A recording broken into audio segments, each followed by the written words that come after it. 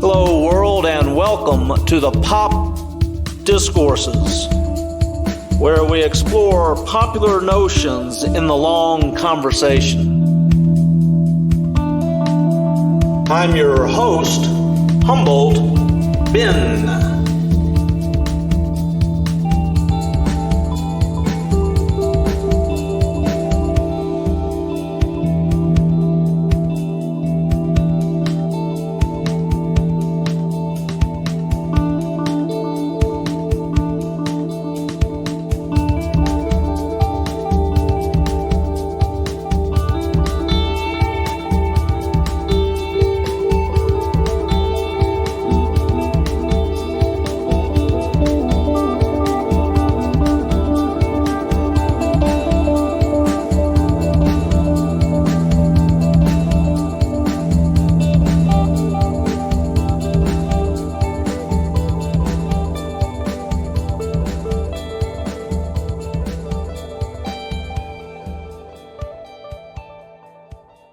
Oh yes, oh yes, oh yes.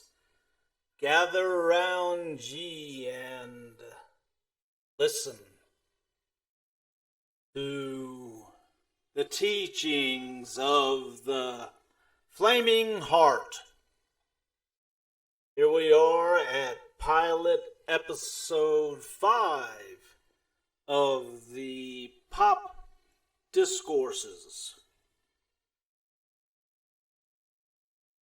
So, just as a housekeeping matter, there is a landing page now at popdiscourses.blogspot.com, and that should be the hub moving forward, because I am going to reconfigure some of the audio hosting features.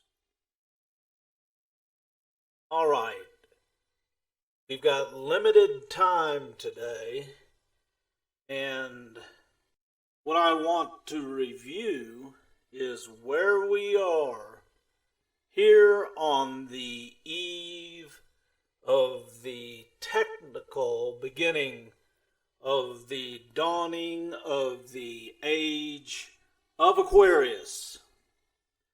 Some years ago, I was on a train between Albuquerque and Los Angeles and had gone into the dining car for some supper, and because of space limitations, you would be seated with strangers, perhaps, just to fill up the tables going round in the dining car.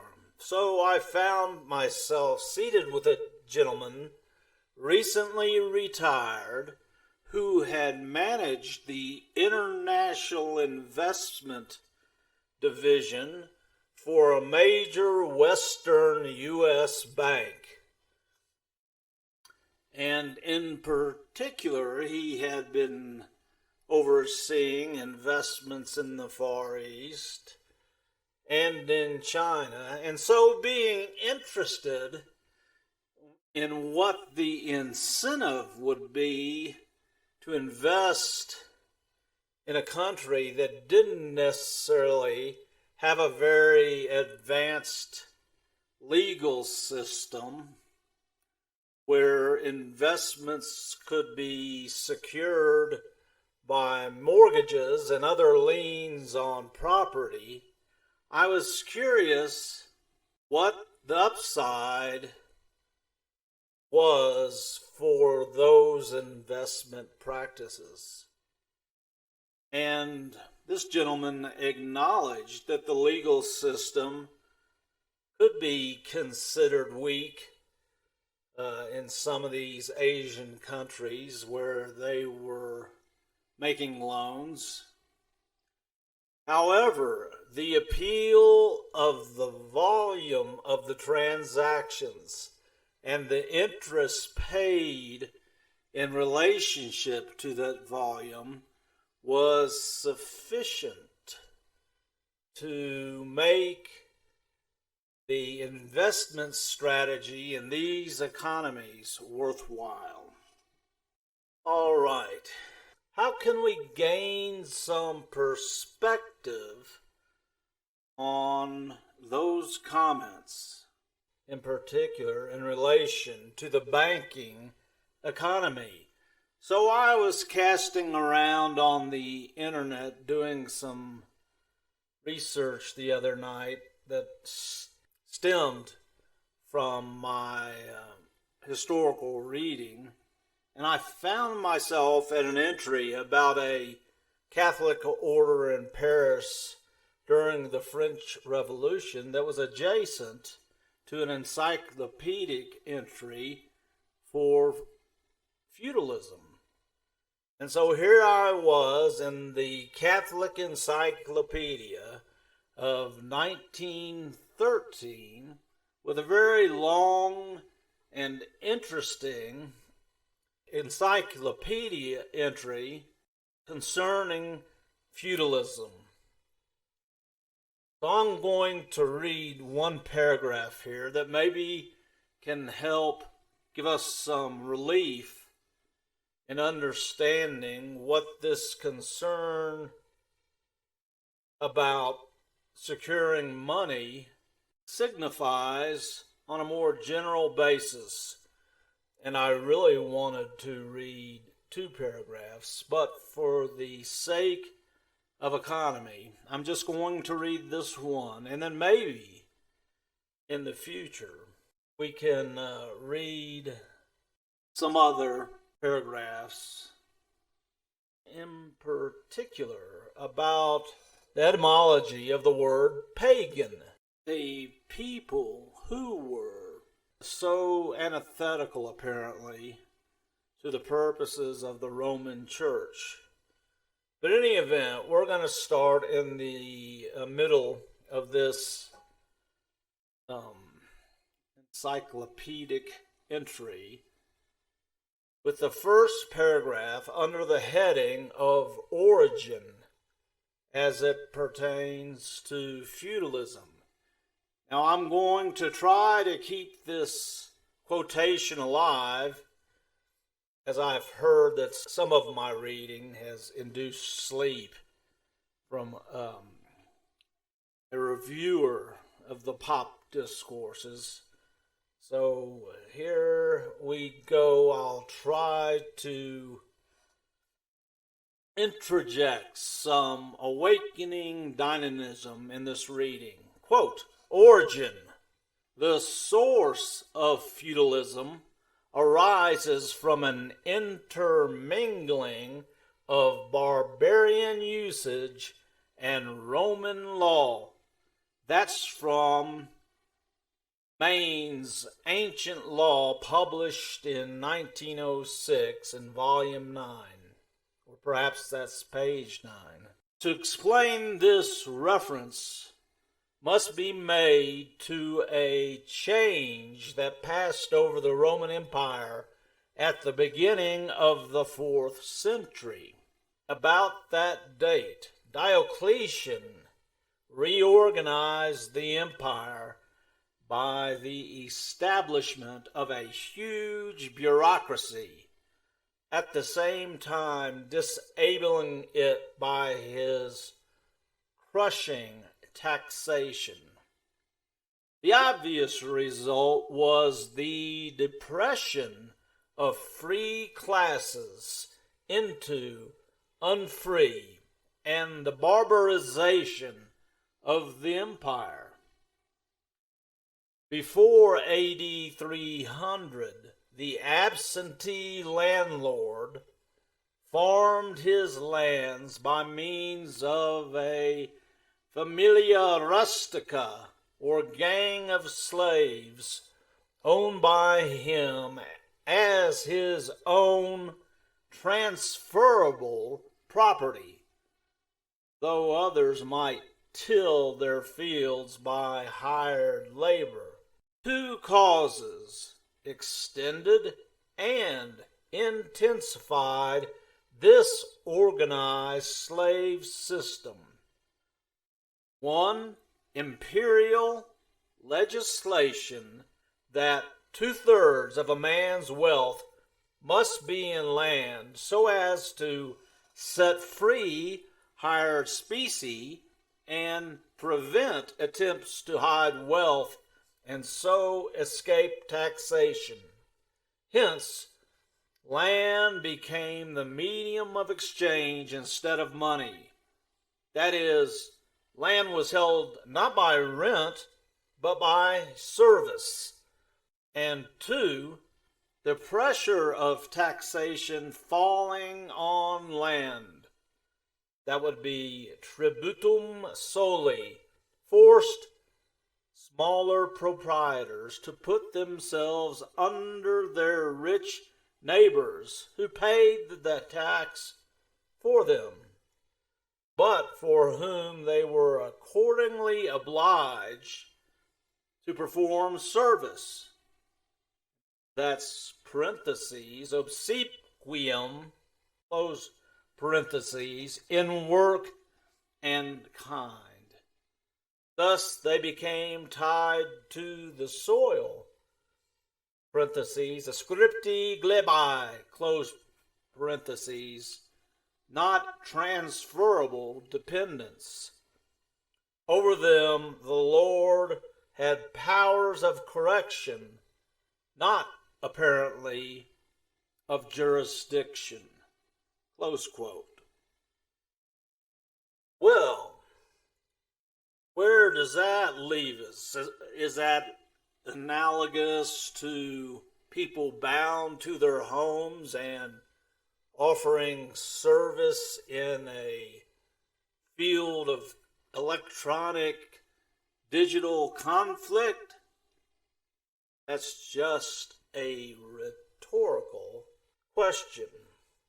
The larger question here at the dawn of entering into the air age of Aquarius, is what can these general metaphysical descriptions of relationships add? Well, as the talking heads were like to say, same as it ever was. So, in the military adventures in the Mideast that the United States has engaged in, the battlefield has changed and new techniques and weapons have been deployed. And to the extent that we can understand that language itself, ideas, concepts, and information can be weaponized.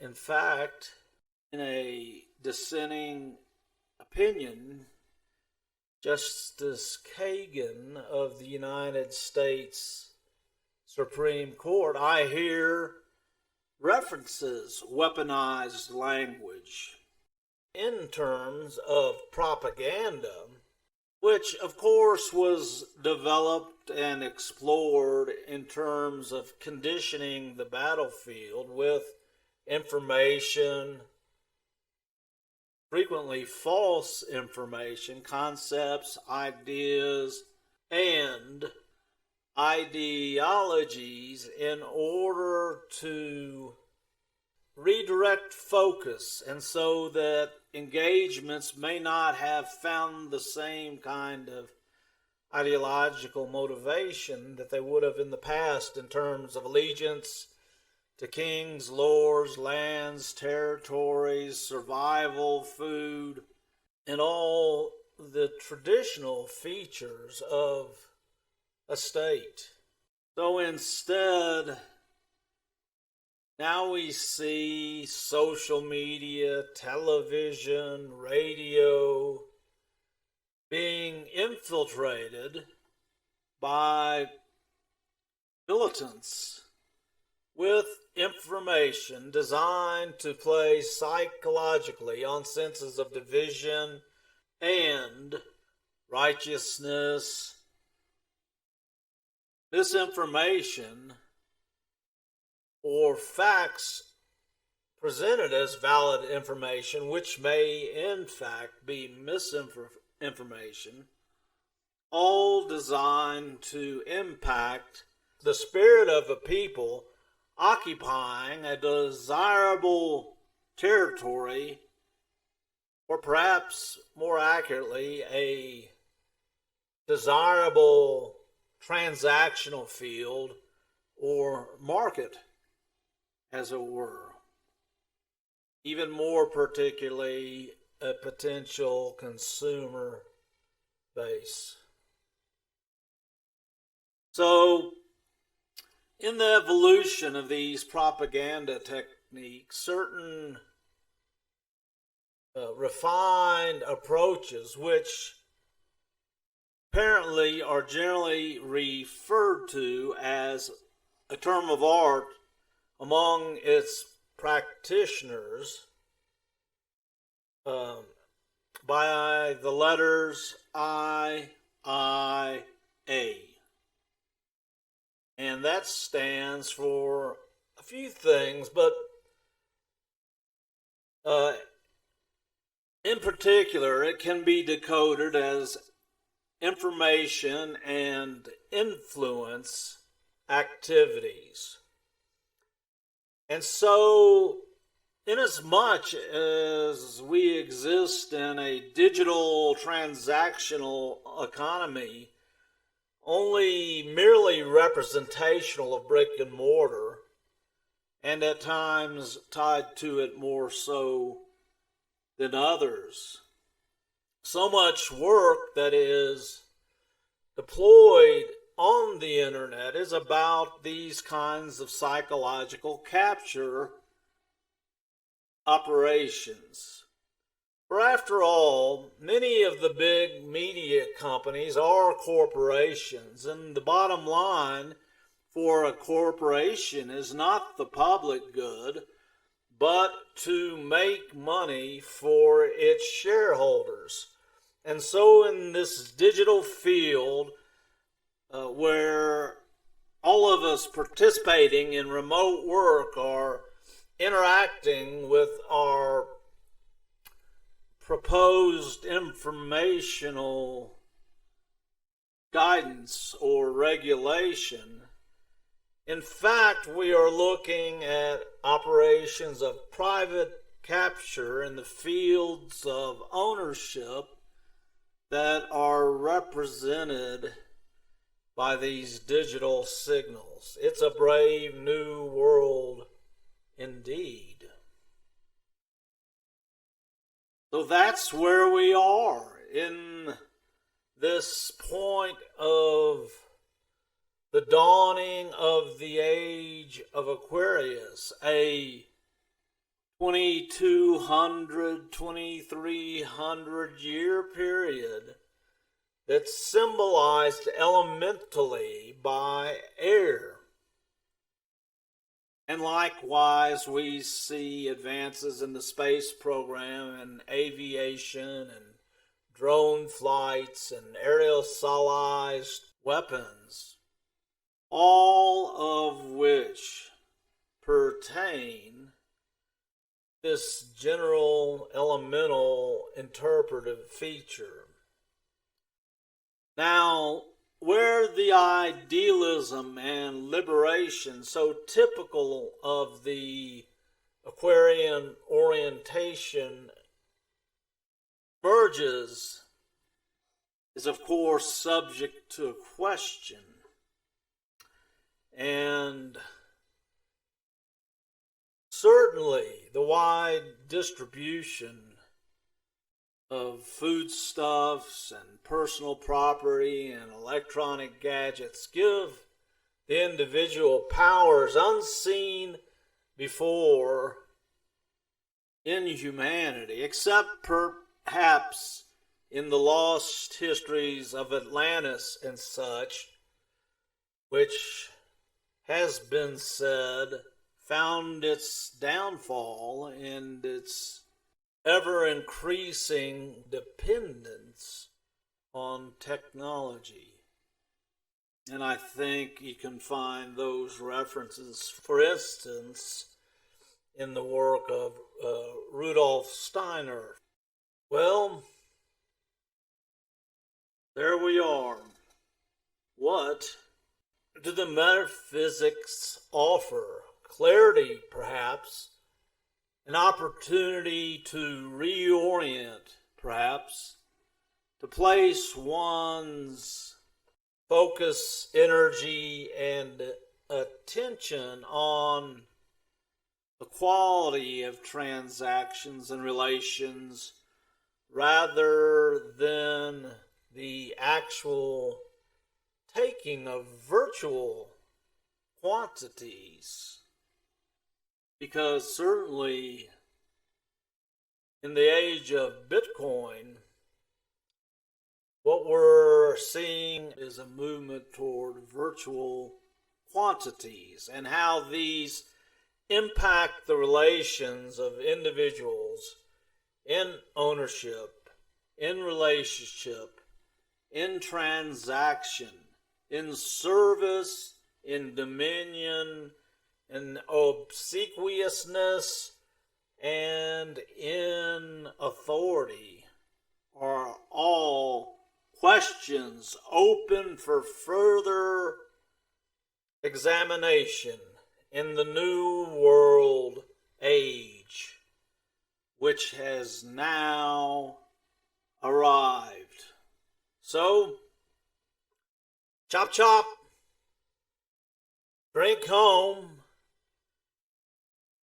You can go somewhere else, but you can't stay here.